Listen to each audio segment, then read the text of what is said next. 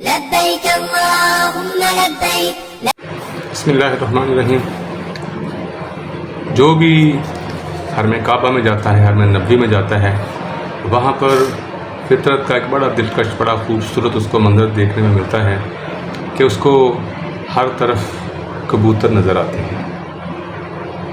باقاعدہ کبوتروں کے چونک مشہور ہیں، کبوتر چوک، کبوتر چوک۔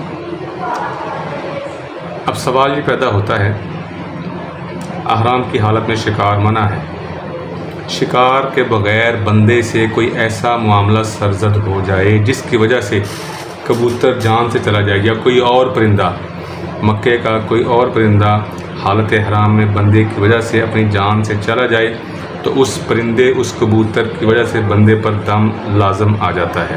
حضرت عطاس مروی کہتے ہیں کہ ایک بندے نے کبوتر اور اس کے بچوں پر دروازہ بند کر دیا، خود منع اور عرفات میں چلا گیا۔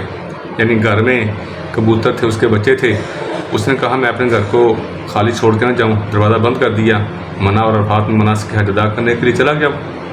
جب واپس آیا تو کبوتر اور اس کے 2 بچے مر چکے تھے۔ تو وہ شخص حضرت عبداللہ ابن عمر کے پاس گیا اور سارا معاملہ گوش گزار کیا۔ آپ نے فرمایا تم پر 3 بکریوں کا دینا لازم ہے۔ 3، ایک کبوتر، 2 اس کے بچے، فرمایا تم پر 3 بکریوں کا دینا لازم ہے۔ اسی طرح حضرت عطار بن صائب سے مروی ہے کہ ہم لوگ ایک گھر میں آئے، گھر میں ایک کبوتر کو قید کر دیا، جس سے کبوتر مر گیا۔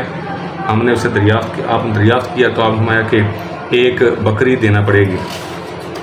حضرت حکم مکہ کی ایک شیخ سے روایت کرتے ہیں کہ گھر میں ایک کبوتر بیٹھا تھا جو حضرت عمر فاروق رضی اللہ تعالیٰ عنہ کے ہاتھ پر آ گیا۔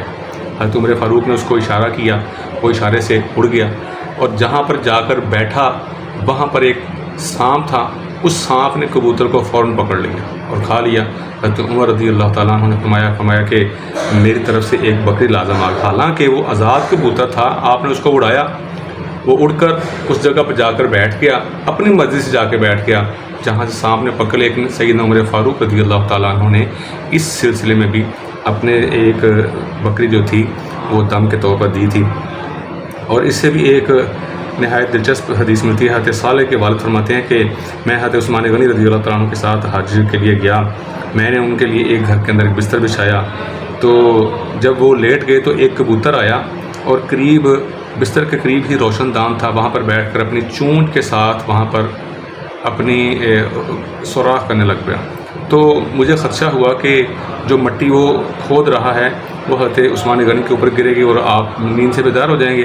آپ فرماتے ہیں کہ میں نے اس کو، پرندے کو وہاں سے اڑا دیا، پرندہ اڑ کر اس روشن دان سے اس جگہ سے دوسری جگہ پر جا کر بیٹھا، اور دوسری جگہ پر جا کر جہاں بیٹھا وہاں سانپ تھا، سانپ نے فوراً اس کبوتر کو پکڑا اور اس کو کھا لیا۔ جب حضرت عثمان غنی رضی اللہ تعالیٰ عنہ نیند سے بیدار ہوئے تو کہتے ہیں کہ میزبان کہتے ہیں کہ میں نے سارا معاملہ ان کے گوش گزار کیا تو حضرت عثمان غنی رضی اللہ تعالیٰ عنہ فرماتے ہیں کہ تمہاری طرف سے 1 بکری دم کے طور پر بنتی ہے کہ تم وہ ادا کرو۔